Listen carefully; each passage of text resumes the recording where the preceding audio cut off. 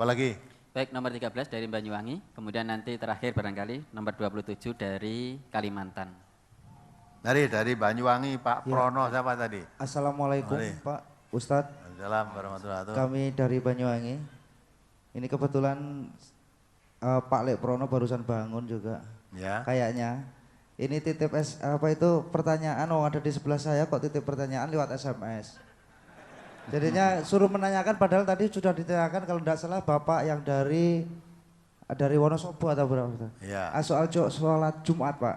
Ya. Nah itu kalau misalkan tidak sempat sholat Jumat itu diganti sholat duhur apa 2 rakaat apa 4 rakaat? Nanti saya tanya, kenapa tidak sempat? Karena beliau yang di rumah ini Mayor Soeharto terbang waktu itu mengadakan pelatihan sehingga waktu hari Jumat pelatihan terjun payung Pak. Ya. Iya sehingga waktu hari Jumat beliau masih ada di udara. Ya. Dan turunnya baru beliau itu bingung sholat ini diganti 4 rakaat yang benar atau 2 rakaat karena harinya Jumat. Ya. Nah itu yang pertama. Yang kedua saya mau tanyakan sehubungan dengan ini Pak. Ada peribahasa mengatakan bahwa surga di telapak kaki ibu. Itu kalau ibunya beragama lain sedangkan anaknya penganut agama Islam itu bagaimana Pak hubungan nantinya? Apa anak tersebut termasuk anak durhaka? Terus yang terakhir Pak, ini ada titipan dari Banyuwangi Pak Haji Suwandi, Pak Suwandi yang tiap bulan tidak pernah absen datang ke sini. Tapi karena beliau sekarang lagi sakit, jadi mohon doanya kesembuhan bersama Pak yang ada di sini Pak, lewat Pak Ustadz. Juga beliau titip salam buat semua yang hadir di sini Pak. Waalaikumsalam warahmatullahi wabarakatuh. Mungkin dari Pak Prono yang sudah bangun ini. Ya. Orang di dekat saya kok ya titip SMS itu. Mari, Pak. Assalamualaikum warahmatullahi wabarakatuh. Waalaikumsalam warahmatullahi Kepada wabarakatuh. Bapak Ustadz, saya tidak malu-malu akan berkata sejujurnya saja. Saya mulai dari tahun 74 itu menjadi PNS. Anak saya 2, gaji itu tidak cukup kalau saya makan 1 bulan, kadang-kadang malah tambel. Kemudian untuk zakatnya gimana Ustadz? Itu rinciannya tadi umpama gaji saya itu 2 juta, sudah dipotong koperasi, sudah dipotong toko, masih min, kemudian zakatnya gimana? Kemudian saya lanjutkan, sekali lagi ini saya sudah purna baru tahun 2010. Karena sudah 30 tahun saya dulu merancang masalah rumah dan anak-anak cukup untuk sekolah. Tapi setelah 2010 itu rumah saya roboh, gaji 3,5 juta, kemudian saya pinjamkan di bank 100 juta untuk bangun rumah karena rumah ini rusak. Kemudian untuk rincian cara pembagian zakatnya itu gimana Pak? Ini mohon penjelasan, saya jujur mulai itu saya tidak pernah zakat. Demikian mohon dimaklumi. Assalamualaikum warahmatullahi wabarakatuh. Waalaikumsalam warahmatullahi wabarakatuh. Sudah? Sudah Pak, terima kasih. Tadi dari itu Banyuwangi yang tidak sempat sholat Jumat karena sedang di salah itu kan termasuk tadi pengecualian. Ya, sholat Jumat itu wajib bagi setiap muslim dengan berjamaah kecuali jadi wanita, orang sakit, orang musafir. Lah itu termasuk musafir ke angkasa tadi. Musafir. Nah, maka dia nanti kalau memang sudah terjun di darat bisa adakan sholat Jumat, jamaah ya jamaah dengan teman-temannya. Kan yang Islam bukan dia sendiri, adakan jamaah sholat Jumat 5 orang, 6 orang boleh, paling sedikit kalau mau jamaah ya 2 orang kan itu. Kalau 2 orang sudah kerjakan dengan berjamaah. Artinya nggak ada kesulitan apapun untuk melaksanakan sholat itu. Maka sholat itu suatu kewajiban yang tidak boleh ditinggalkan selama akal pikirannya masih sehat. Nah, maka udah musafir Allah memberi keringanan, tidak jamaah. Ya, sholat jamaah wajibnya tidak hilang, jamaahnya tadi yang tidak wajib. Berarti tidak jamaah boleh, maka sendiri. Nah, sholatnya berarti tetap sholat Jumat, bukan sholat duhur. Tapi ada yang berpendapat tetap salat duhur. Lah ini yang saya katakan perbedaan-perbedaan ini saling menghormati. Yang tetap berpendapat tidak bisa sholat Jumat ke masjid, sholat duhur di rumah silahkan.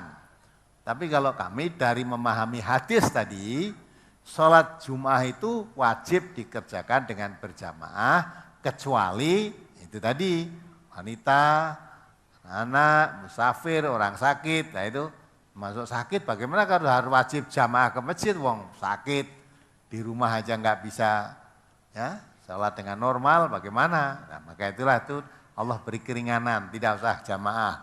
Sholatnya tetap wajib, tetapi jamaahnya tidak wajib. Itu. Kemudian surga di bawah telapak kaki ibu. Itu maksudnya anak itu kalau ingin masuk surga, jangan kurang ajar sama ibunya.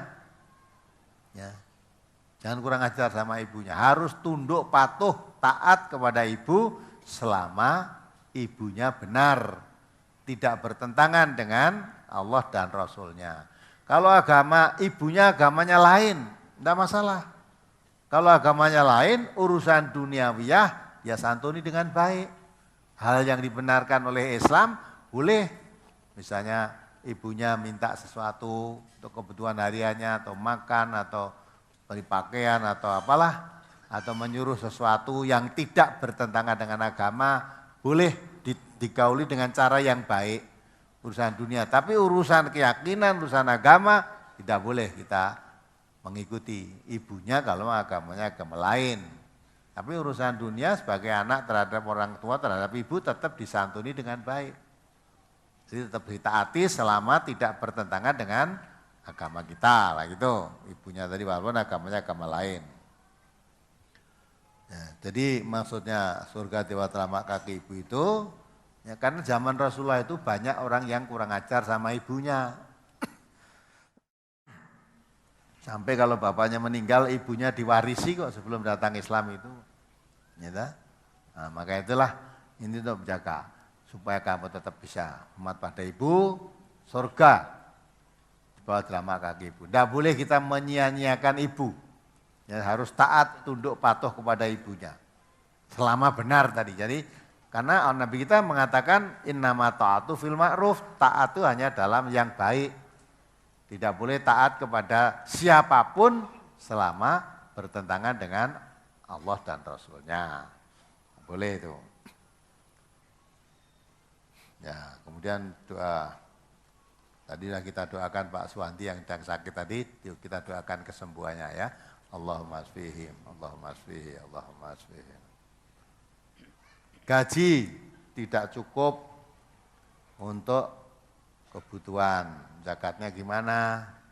Ya, maka tadi selama ini tidak pernah zakat. Tidak zakat pun tidak cukup. Lah mungkin pertanyaannya, lah apalagi dizakati gitu. Wong tidak dizakati aja nggak cukup. Nah, kadang-kala orang hilang keyakinannya terhadap janji Allah.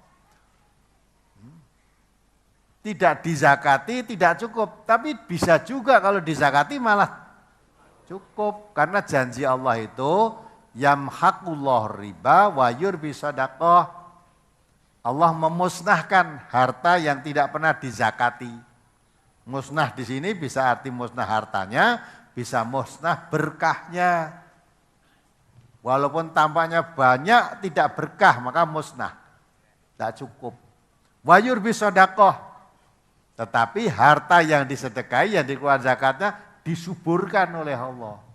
Subur ini bisa dua hal, subur tambah jumlahnya atau subur berkahnya saja. Jumlahnya tetap sekian saja, tapi berkahnya tambah sehingga mencukupi. Walaupun jumlahnya tidak tambah, tapi mencukupi kebutuhan hidupnya, itu namanya rezeki yang membawa berkah. Maka cara berpikir tidak dizakati aja nggak cukup, apalagi dizakati, salah kalau berpikir begitu. Tidak cukup karena tidak pernah saya zakati. Karena harta yang tidak dizakati itu berarti kecampuran miliknya orang lain. Allah memberikan harta kepada orang lain itu dititipkan pada kita. Ya, wa mimma razaqnahum yunfiqun, maka setiap diberi rezeki oleh Allah, sebagian kecil itu bukan milik kita, keluarkan. Misalnya kita diberi uang 20, ya, 1 juta lah, 1 juta berikan oleh Allah itu rezeki 1 juta, ketahui yang 25.000 itu bukan milikmu. Maka ambil 25.000, berikan yang punya hak 975.000. Nah, itu yang milik kita. Yang dikeluarkan zakatnya. Insya Allah subur. Berkahnya subur malah jadi cukup itu. Ya, maka zakatnya tadi, kalau kita mengeluarkan zakat jangan khawatir tidak cukup. Tidak pernah dari riwayatnya orang melarat karena zakat, tapi orang melarat itu karena tidak pernah zakat. Ya. Nah, ada pun Bapak tadi misalnya dipotong koperasi, dipotong apa lagi? Nah, karena dipotong koperasi itu karena sudah diambil dulu. Berarti kan sudah dipakai dulu. Dipotong angsuran rumah. Lah karena diambil, ibaratnya sudah dibelikan sesuatu dulu, ya dipinjami toh, lah mula dipotongi. Jadi dipotong itu sebetulnya bukan uangnya karena sudah saya pakai dulu kok. Lah gitu kan. Nah, itu. Kalau ingin tidak dipotong ya jangan ambil uang koperasi. Kalau tidak ambil uang koperasi kan tidak dipotong koperasi nanti. Ya, gitu.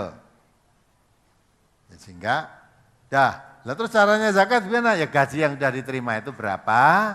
Kalau tiap bulan gajinya 3 juta diterima, ya 75.000 lah dikeluarkan zakatnya. Karena 1 juta selawe, jadi 3 juta selawe ping telu. 75.000 itu bukan milik saya. Dah, insya Allah dengan keyakinan janji Allah itu diyakini sepenuhnya, yang tadinya merasa kok serba kurang saja, insya Allah Allah memberi kecukupan. Berkahnya akan ditambah oleh Allah.